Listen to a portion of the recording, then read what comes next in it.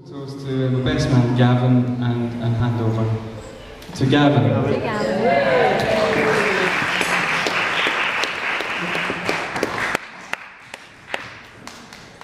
Thank you very much, Tony. Ladies and gentlemen, as the best man, it's now my duty to say a few words in dedication to the bride and groom. Now, a wise man once told me that a best man's speech should last for the same length of time as the groom makes love. So ladies and gentlemen, thank you for your time and have a good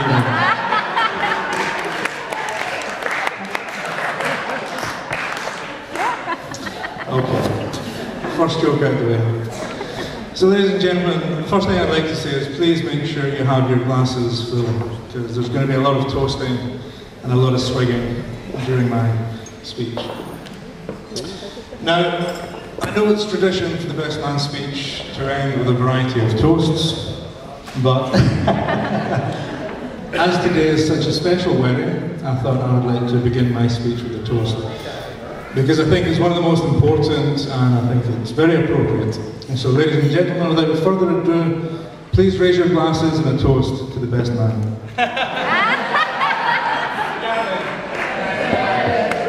I'm not joking, come on, have a drink.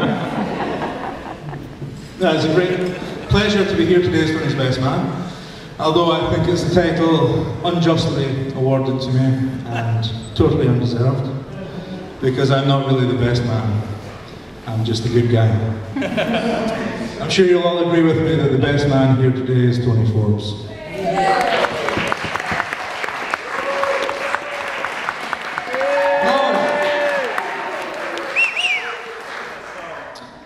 Although, like I say, it's a great honour to be Tony's best man, and I'm sure you will all agree with me that my first duty, that of getting Tony to the church, on time, sober, and eventually married, was a total success.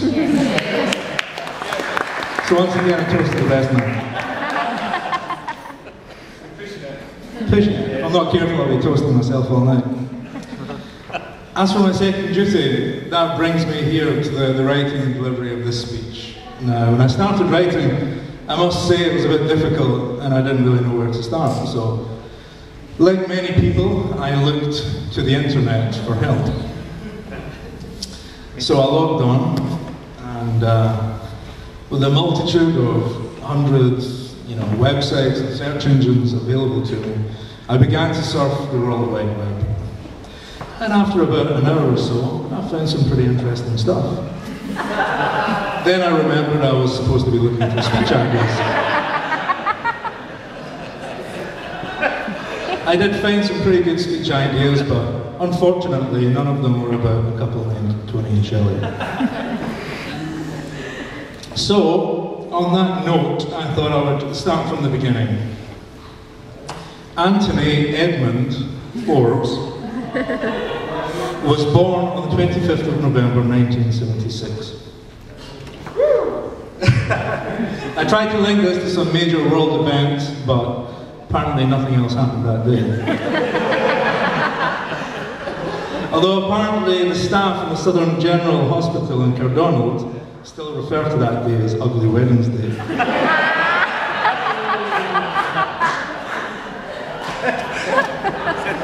Unfortunately, Tony was a very slow starter in life.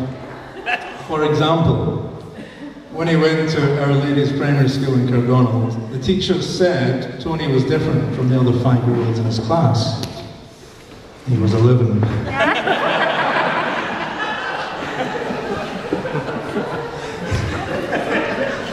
Later in life, when Tony and I went to university together, I remember quite vividly, in our first year, Tony made a very good impression on all of his fellow students and the professors at Glasgow Caledonian University.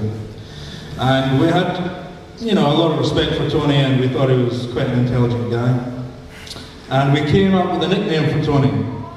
You might not know about this. We called him Big Einstein. As the year went on, we got to know what Tony was really like, and his nickname changed to Big Frankenstein.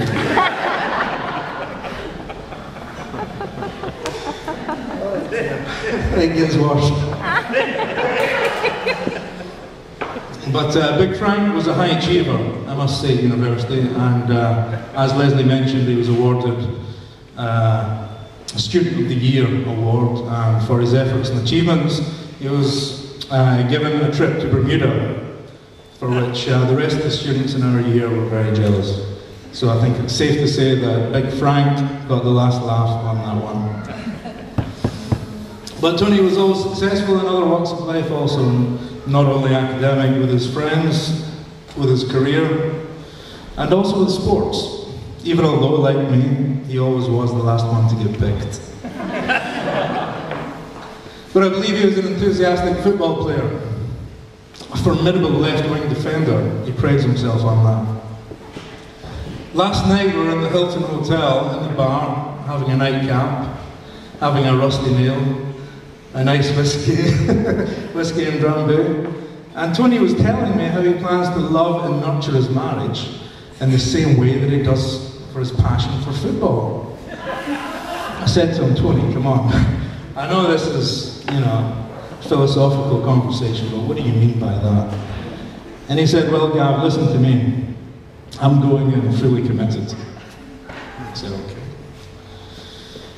He said, I'm going to score every weekend. Switch ends at half-time and spend half the season away from home.